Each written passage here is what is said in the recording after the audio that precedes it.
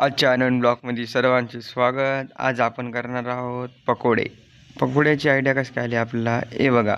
हे असा पाऊस पडल्यानं पकोडे खायची इच्छा तर जागृतच होणार. मग आपण चहा बी बनवणार. मग आपल्या चहा तर देशाची शान आहे. मग आपण घेतला कांदावर लिंबू पिळून मस्त चुरून घेतलं. मग आपण त्याला मिक्स करून त्याला तळलं. मस्त नंबर 1 चहा ठेवला. चाय पकोडे एन्जॉय केला. तुम्ही बी सांगा तुमच्या पावसाळ्यात काय मस्त खायचे आयटम होतात. कारण की आमच्या इकडे लई झड लागलेली आहे पाण्याची. पाणी खूप पडत आहे. मस्त झाले. मग आता मला जायचं होतं भोकरला. मग आपण घेतलं रिंग. हे बघू शकता बाहेरचा व्ह्यू कसा आहे, नंबर 1 आलेला आहे. मस्त. मला ते कळालं नाही केव्हा भोकर आलं काय नाही. मग इकडं तर डबल मजा आली. इकडे तर जन्माष्टमीचा दहीहंडीचा कार्यक्रम होता.